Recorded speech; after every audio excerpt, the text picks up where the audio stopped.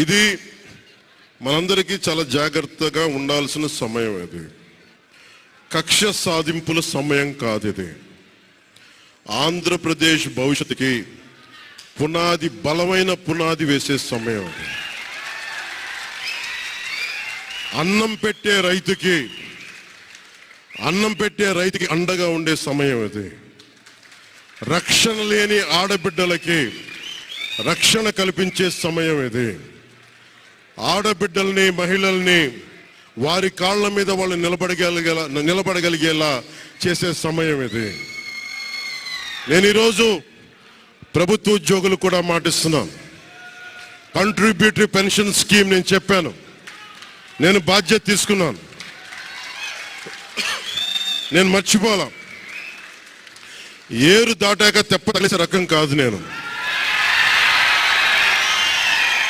Contributory pension scheme దానికి సరి సమానంగా అది కానీ మీకు న్యాయం వచ్చేలాగా సంవత్సరంలోపు తీసుకొస్తాను అని మాట ఇచ్చాం, తీసుకొచ్చి తీరుతాం. ఆ మాట మీకు ఇస్తున్నాం. మెగా డిఎస్సి నోటిఫికేషన్ విడుదల చేయించే బాధ్యత మనం తీసుకుందాం. యువత విలవిల్లాడిపోతా ఉన్నారు, యువత నలిగిపోతా ఉన్నారు. మీ చదువులకి తగ్గ ఉద్యోగాలు కానీ, మీ స్కిల్స్ని పెంపొందించి మీకు ఉద్యోగాలు కానీ, నేను మీకు చెప్తున్నా, నాకు చాలా పెద్ద బాధ్యత ఇచ్చారు ప్రజలు. ఈ రోజున మామూలు బాధ్యత ఇవ్వాల. గెలిచింది, పోటీ చేసింది 21, 2 పార్లమెంట్లు గెలిచింది 100%. కానీ బాధ్యత ఎంత ఉందంటే 175 సీట్లు మనమే గెలిస్తే ఎంత బాధ్యత ఉందో అంత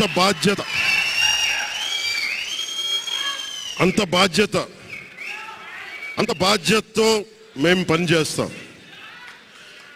యువత నలిగిపోయారు, నేను మర్చిపోలేదు. ఆడబిడ్డలు ఇబ్బంది పడిపోయారు, మేము మర్చిపోలా. సగటు మధ్యతరగతి మనుషులు నలిగిపోయారు. రోడ్లు వెయ్యేలా గుంతలేశారు, అరాచకం చేశారు.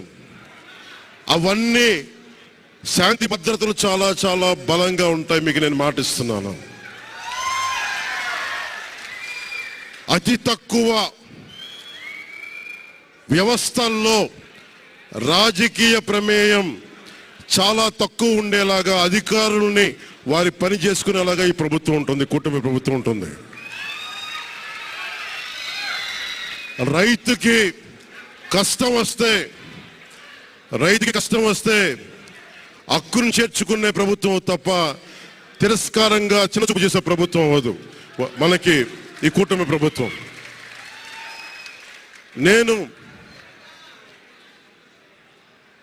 నాకు రాజకీయాలు డబ్బు అవసరం లేదు. నేను మీకు మళ్ళీ చెప్తున్నాను, మీకు డబ్బుల కోసం, పేరు కోసం రాజకీయాల్లోకి రాలేదు. మీలాగా నలిగిపోతారు చూస్తారా ప్రతి ఒక్కళ్ళు.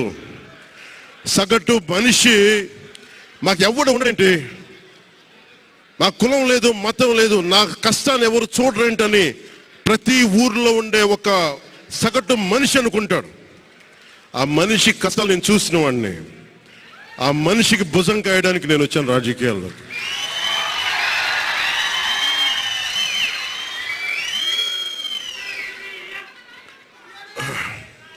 ఎక్కడికి ఓడిపోయాను 2019లో ఓడిపోతే నా మానసిక స్థితి ఎలా ఉందో ఆ రోజున, ఈరోజు గెలిచినప్పుడు కూడా నా మానసిక స్థితి అలాగే ఉంది. అంతే ధైర్యంతో ఉన్నా.